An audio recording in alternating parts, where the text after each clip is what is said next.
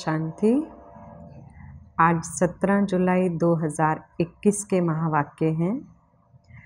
बाबा की मुरली का सार है, मीठे बच्चे, ज्ञान सागर बाप तुम्हें ज्ञान का तीसरा नेत्र देने आए हैं, जिससे आत्मा की ज्योति जग जाती है। प्रश्न है, बाप को करण करावनहार क्यों कहा गया है? वह क्या करते और क्या कराते हैं? बाबा ने कहा, बाबा कहते मैं तुम बच्चों को मुरली सुनाने का कार्य करता हूँ। मुरली सुनाता, मंत्र देता, तुम्हें लायक बनाता और फिर तुम्हारे द्वारा स्वर्ग का उद्घाटन कराता हूँ। तुम पैगंबर बन सबको पैगाम देते हो। मैं तुम बच्चों को डायरेक्शन देता, यही मेरी कृपा व आशीर्वाद है। गीत है, कौन आज आया सवेरे सवेरे। ओम शांति। बच्चों ने गीत सुना। हम बच्चों को सवेरे सवेरे जगाने कौन आया है? जो हमारा तीसरा ज्ञान का नेत्र एकदम खुल गया। ज्ञान सागर परमपिता परमात्मा द्वारा हमारा तीसरा नेत्र ज्ञान का खुला है। कहते भी हैं बाप ज्योति जगाने वाला है, परंतु वह बाप है यह कोई नहीं जानते हैं। ब्रह्म समाजी कहते हैं वह क्षमा है, ज्योति है। मंदिर में हमेशा वह ज्योति ही जगाते हैं, क्योंकि वह परमात्मा को ज्योति स्वरूप मानते हैं। इसलिए वहाँ मंदिर में दीवा जगाते ही रहते हैं। अब यह बाप कोई माचिस से दीवा नहीं जगाते हैं, यह तो बात ही न्यारी है। गाया भी जाता है, ईश्वर की गति मत न्यारी है। तुम बच्चे अब समझते हो बाप सद्गति के लिए आकर ज्ञान योग सिखलाते हैं। सिखलाने वाला तो जरूर चाहिए ना, शरीर तो नहीं सिखलाएगा। आत्मा ही सब कुछ करती है। आत्मा में ही अच्छे बुरे संस्कार रहते हैं। इस समय रावण की प्रवेशता के कारण मनुष्यों के संस्कार भी बुरे हैं, अर्थात 5 विकारों की प्रवेशता है। देवताओं में यह 5 विकार होते नहीं। भारत में जब दैवी स्वराज्य था तो यह बुरे संस्कार नहीं थे, सर्वगुण संपन्न थे। कितने अच्छे संस्कार थे देवी देवताओं के, जो अभी तुम धारण कर रहे हो। बाप ही आकर सेकंड में सर्व को सद्गति देते हैं। बाकी गुरु गोसाई आदि यह तो भक्ति मार्ग में चलते आए हैं, जो एक की भी गति सद्गति नहीं कर सकते। बाप के आने से ही सर्व की सद्गति होती है। परमपिता परमात्मा को बुलाते ही इसलिए हैं कि आकर पतित दुनिया का विनाश कर पावन दुनिया का उद्घाटन करो व दरवाज़ा खोलो।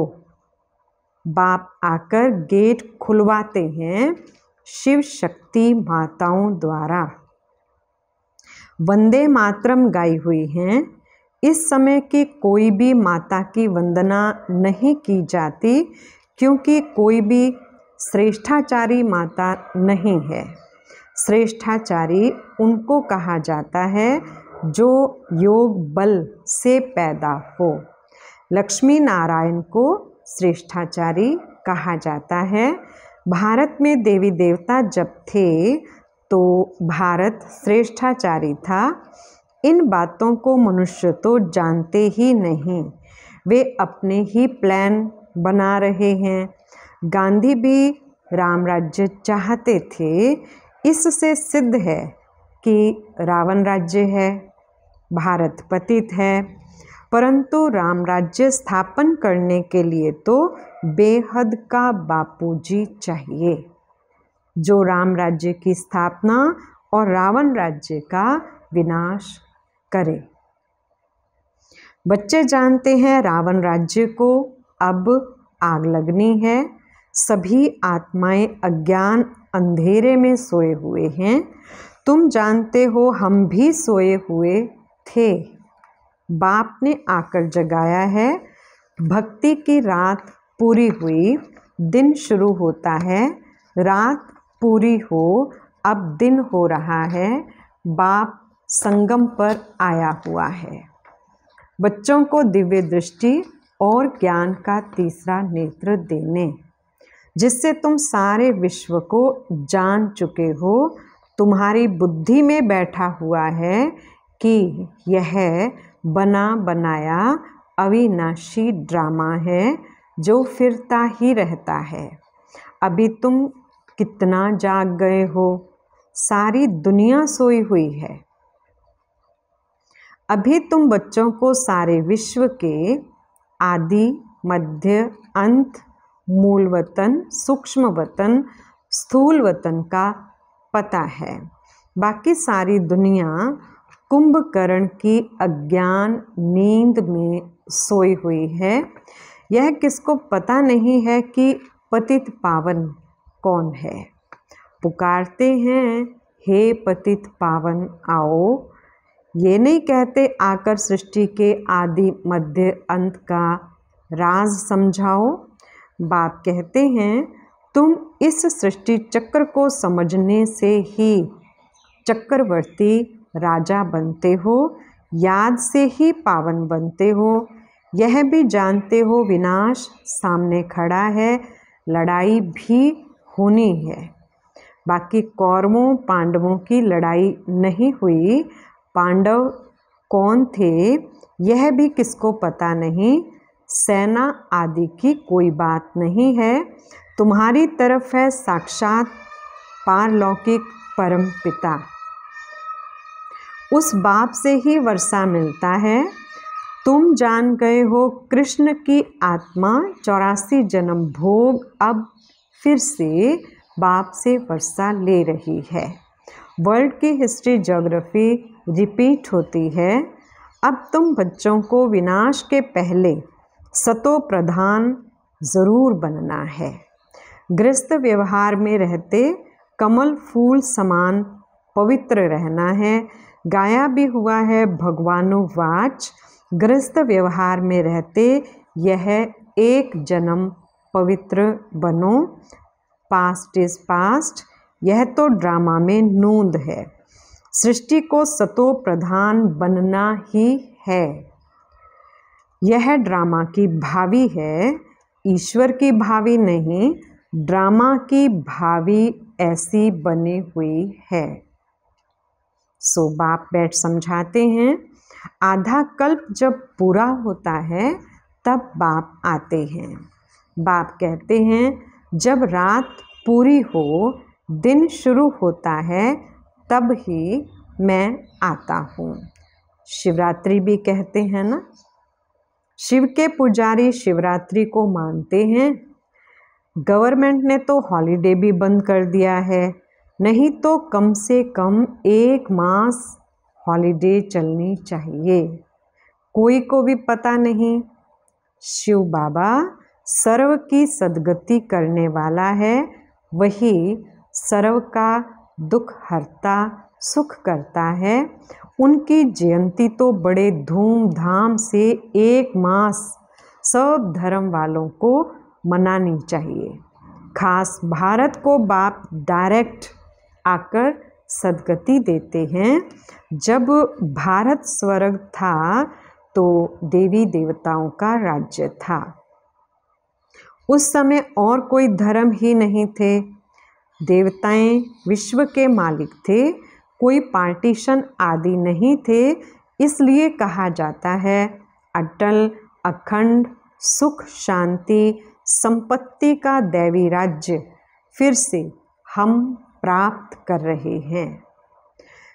बेहद के बाप से बेहद का वर्षा 5000 वर्ष पहले भी मिला था।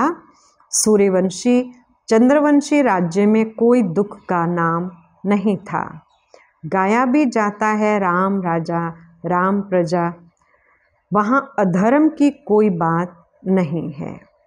बाबा ने तुम्हें ब्रह्मा और विष्णु के बारे में भी समझाया है कि इन दोनों का आपस में क्या संबंध है।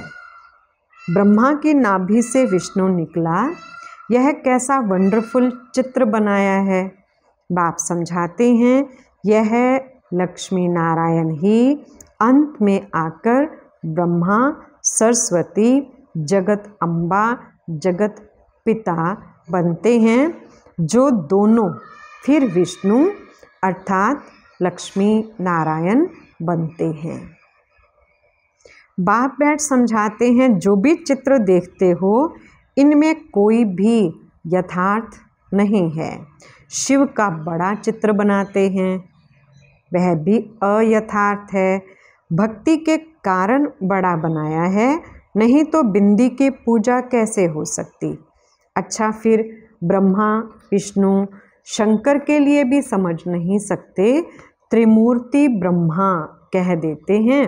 ब्रह्मा द्वारा स्थापना विष्णु द्वारा पालना ये भी कहते हैं, परंतु ब्रह्मा तो स्थापना करते नहीं हैं। स्वर्ग की स्थापना ब्रह्मा करेंगे नहीं, स्वर्ग की स्थापना तो परमपिता परमात्मा ही करते हैं। यह आत्मा तो पतित है, इनको व्यक्त ब्रह्मा कहा जाता है। यही आत्मा पावन बन जाएगी और चली जाएगी, फिर सतयुग में जाकर नारायण बनते हैं। तो प्रजापिता ब्रह्मा ज़रूर यहाँ चाहिए ना। चित्र फिर वहाँ दे दिए हैं। जैसे यह ज्ञान के अलंकार वास्तव में हैं तुम्हारे, परंतु विष्णु को दे दिए हैं। नौदा भक्ति में भी साक्षात्कार होता है। मीरा का भी नाम गाया हुआ है। पुरुषों में नंबर 1 भक्त है नारद, माताओं में मीरा गाई हुई है। तुम अभी नारायण अथवा लक्ष्मी को वरने के लिए यह ज्ञान सुन रहे हो। तुम्हारा ही स्वयंवर होता है। नारद के लिए भी दिखाते हैं। सभा में आकर कहा हम लक्ष्मी को वर सकते हैं। अभी लक्ष्मी को वरने लायक तुम बन रहे हो, बाकी वह तो सब हैं भक्ति मार्ग की कथाएं। बाप रियल बात बैठ समझाते हैं। लक्ष्मी सतयुग में, नारद भगत द्वापर में। सतयुग में फिर नारद कहाँ से आया। राधे कृष्ण का ही स्वयंवर के बाद नाम लक्ष्मी नारायण पड़ता है। यह भी भारतवासी नहीं जानते हैं कितना अज्ञान अंधियारा है। बाप है कल्याणकारी, तुमको भी कल्याणकारी बनाते हैं। अब विचार सागर मंथन करना चाहिए, औरों को कैसे समझाएं। तो बाप समझाते हैं कि चित्र आदि कैसे बैठ बनाए हैं। गांधी के नाभि से नेहरू निकला, अब कहाँ वह विष्णु देवता, कहाँ ये मनुष्य। इन सब बातों को तुम बच्चे अब समझते हो। नंबरवार तुमको खुशी रहती है। बेहद का बाप हमको पढ़ा रहे हैं। यह तो कभी सुना नहीं था, क्योंकि गीता में तो कृष्ण भगवानुवाच लिख दिया है। भगवान कब आया, कब आकर गीता सुनाई, तिथि तारीख कुछ है नहीं। कल्प की आयु ही लाखों वर्ष कह देते हैं। कोई की भी बुद्धि में आता नहीं है। अब बाप बैठ बच्चों को समझाते हैं। ब्राह्मणों का झाड़ वृद्धि को पाता रहता है, पाते पाते अनगिनत हो जाएंगे। तुम बच्चे जानते हो वरण कैसे चक्कर लगाते हैं। हम ब्राह्मणों का वरण सबसे ऊंच है। हम हैं भारत के गुप्त सच्चे रूहानी सोशल वर्कर। परमपिता परमात्मा हमसे सेवा करा रहे हैं, हम रूहानी सेवा करते हैं, वह जिस्मानी सेवा करते हैं। तुमको कहते हैं तुम भारत की क्या सेवा करते हो?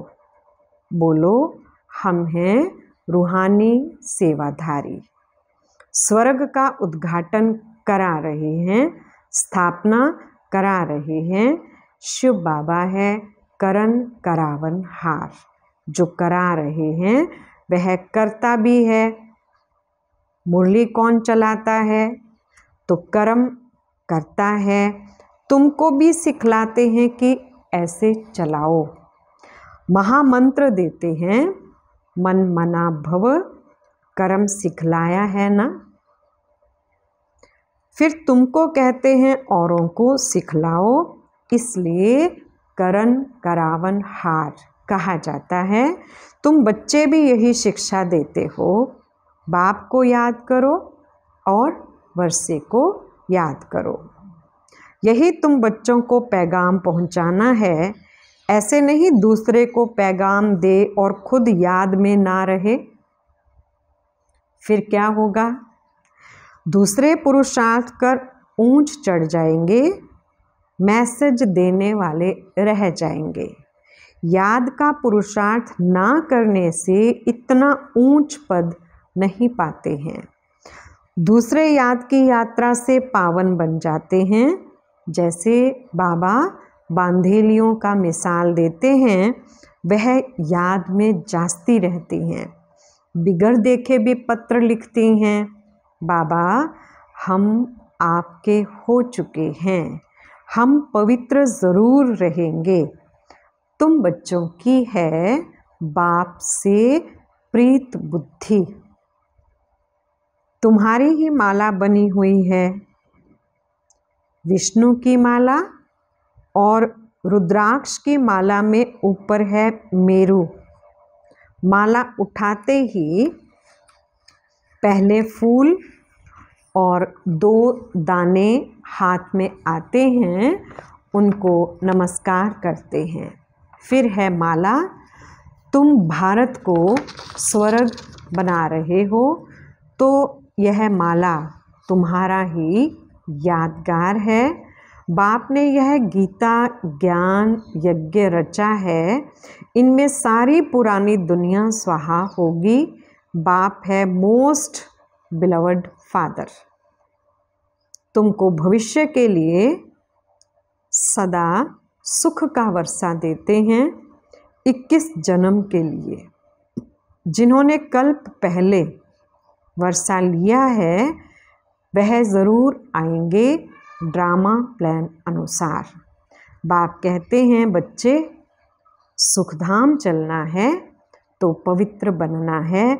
मेरे को याद करो, मांगना कुछ भी नहीं है कि कृपा करो व मदद करो, नहीं।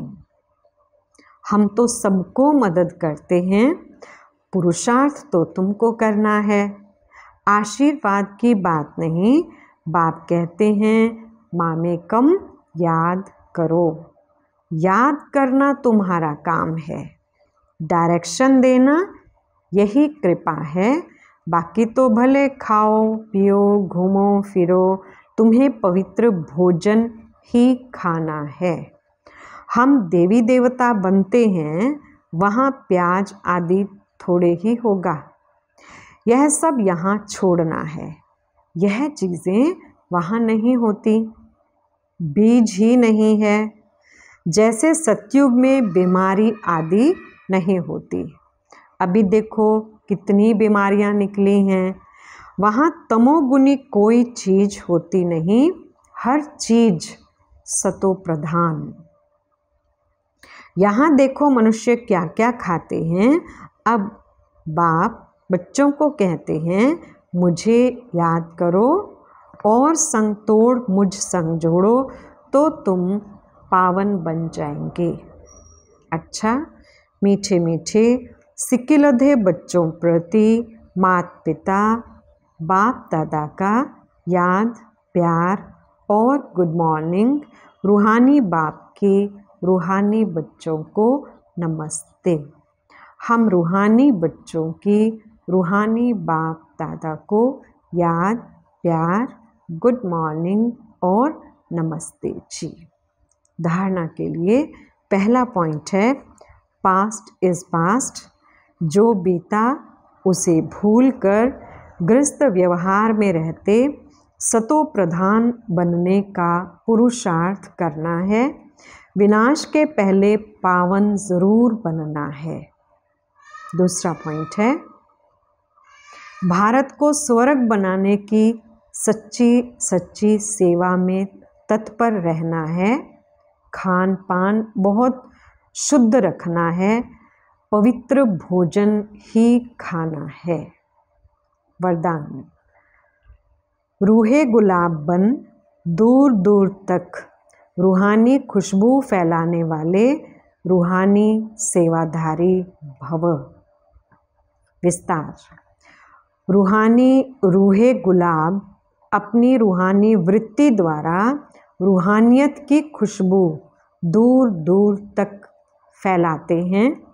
उनकी दृष्टि में सदा सुप्रीम रूह समाया हुआ रहता है।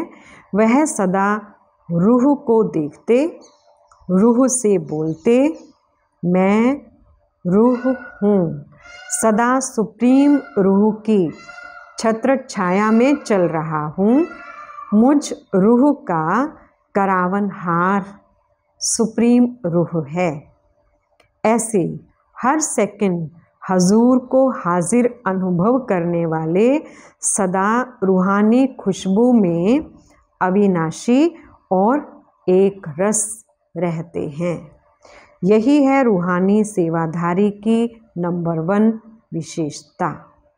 स्लोगन, निर्विघ्न बन सेवा में आगे नंबर लेना, अर्थात नंबर 1 भाग्यशाली बनना। अच्छा, ओम शांति।